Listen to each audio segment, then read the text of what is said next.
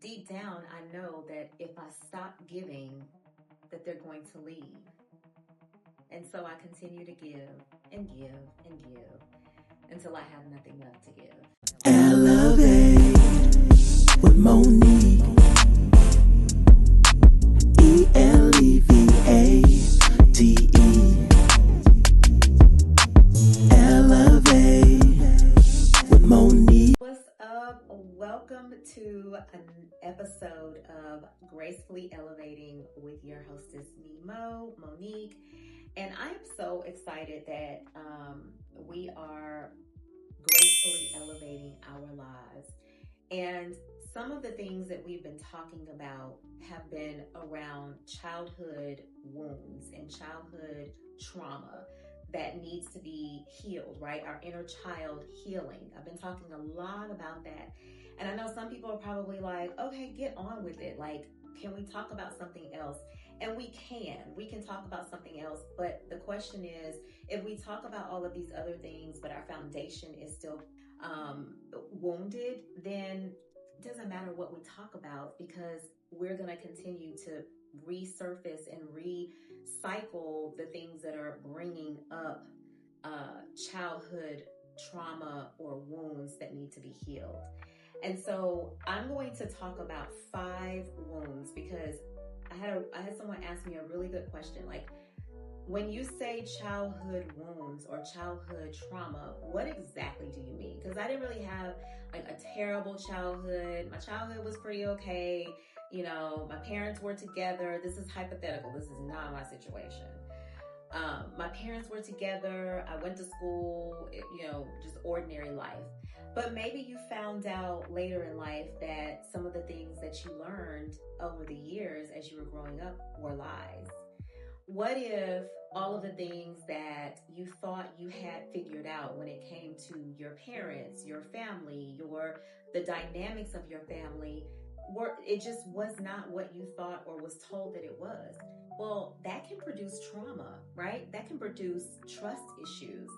And so because of that, we have to identify the inner child wounds and then determine, where do I fit? I suffered from several, and we're going to talk about them throughout these videos. So stay tuned if you want to know what my inner childhood wounds look like. But the one we're going to talk about right now is the abandonment wound. And this is one of the wounds that I know all too well, because it is the wound that says, as you continue to, grow in your life, because of what has happened in your childhood, your adolescent years, you develop this mindset that if I stop doing, then people are going to leave, right? I'm going to get left behind. They're not going to care about me.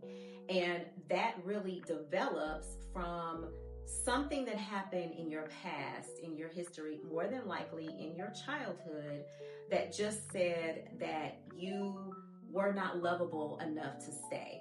You were not lovable enough for someone to fight for you or to prioritize you, right? And so you develop this wound because you start to feel like you have to do everything yourself. You cannot trust anybody. You cannot believe that even when people say that they love you, that they actually do love you, because it is not the way in which they show up, right? They don't make it dependable for you to love them. For me, I developed this deeply seated wound. Okay, so story time. I suffered from this abandonment wound because my mother was just not there in my life when I was a little girl. And so I felt like I was always searching for her, always looking for her, always wanting her to come back and choose me, and it didn't happen.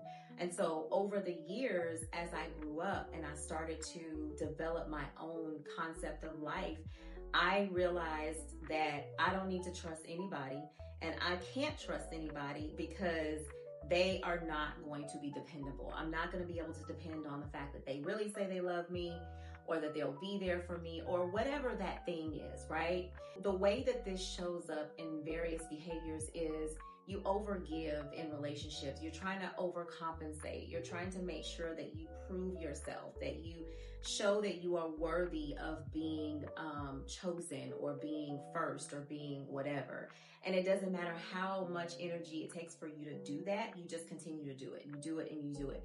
And sometimes you might even realize that you're doing it and you still can't stop, right? Like you still just do it because you're addicted to the feeling that you get when you overgive, because you don't want to feel like you're losing out, right? Another thing is you try to be everything to everyone, or you feel like you're going to get left out of the things that you're trying to hold on so tightly to. That is a behavior that shows up when you are suffering from, or when you are dealing with this abandonment wound, right? And so it really points to your inner child early in life being told that they aren't lovable. Love is not dependable. It's not going to stay. It's going to be fleeting. So don't even get close to it. Don't get comfortable with it.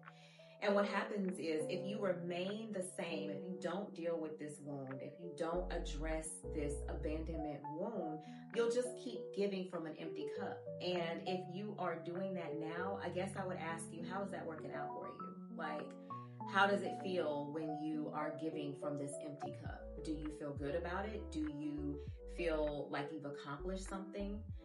It will also lead to emotional distrust. You'll never feel supported because you can't lean into love. You can't lean into, the idea of trusting other people. But how do you deal with this? What do you do if you say, yep, I checked that box. Ooh, I checked that box too. Ouch, I checked that box. Well, you can create a safe space where you are free to learn how to reparent yourself and reparent that little child that needed to feel chosen, that needed to feel seen, that needed to feel all the things that perhaps your reality little child, little girl, little boy didn't get a chance to. So I hope that helps. I hope that breaks down. This is the first childhood wound that we are talking about. We have 4 more to go, so I'll see you in the next video.